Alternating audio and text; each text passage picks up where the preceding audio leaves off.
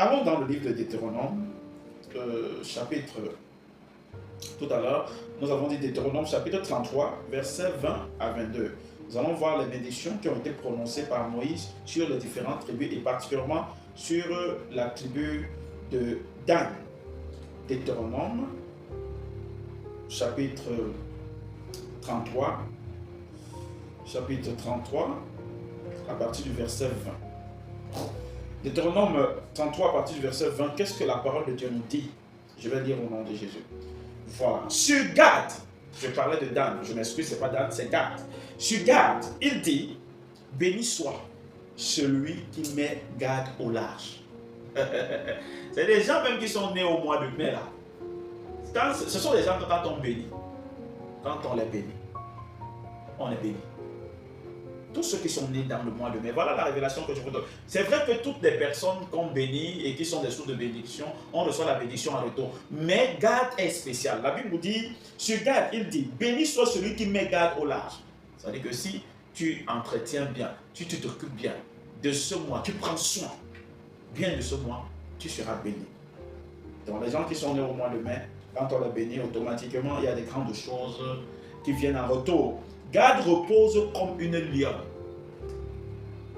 Il déchire le bras et la tête. Ça veut dire que en ce mois, Dieu a non seulement libéré le Gad a deux personnalités. Il a la personnalité du serpent et il a la personnalité du lion. Et il dit que là maintenant, le lion, en ce moment, devient farouche pour toutes les personnes qui vont se lever. Donc Jésus, en ce moment, pendant ce mois, devient une sécurité, devient dangereux pour ceux qui vont se lever pour vouloir nous atteindre pendant que nous serons en train d'attendre ce qu'il nous a promis. Parce que la promesse et l'héritage que l'Église attend, ou alors que l'Église a reçu, c'est quoi? C'est le Saint-Esprit. Alors, bien-aimé, au verset 20, sur Gad, il dit, béni soit celui qui met Gad au large. Gad repose comme une lionne, il déchire le bras et la tête. Il a choisi les prémices du pays, car là est caché l'héritage du législateur. Il a marché en tête du peuple. C'est de Gad qu'on parle. Et il a exécuté la justice de l'Éternel et ses ordonnances envers Israël. Donc on a dit que Gad est le juge. Donc, en fait, pendant ce mois, il y aura des jugements qui vont se faire. Oui, et les jugements qui vont se faire. Et le jugement, c'est quoi? C'est que, en fait, Dieu va juger. Si ce que tu fais est bien, il va te bénir. Si ce que tu fais est mauvais, tu seras aussi atteint. C'est pourquoi fais attention à chaque pas que tu poses. Parce qu'en fait, Dieu aura le regard et il va juger. Ceux qui sont méchants seront jugés. Et je le disais dernièrement pour ceux qui ont perturbé le mois de la Pâque.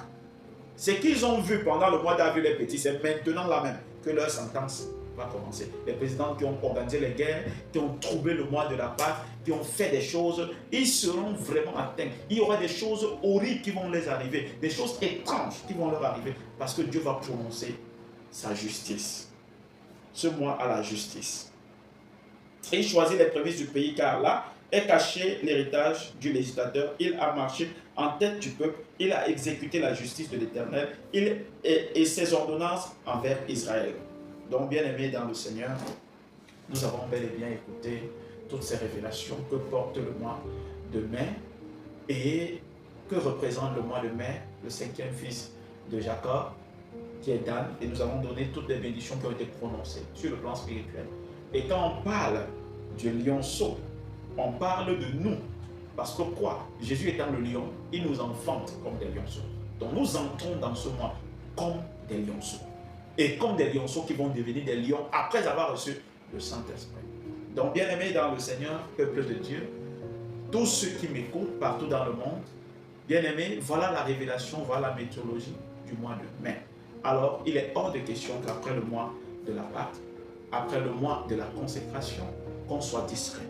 Il faut être concentré. Parce que c'est à partir de là que le Seigneur va se glorifier.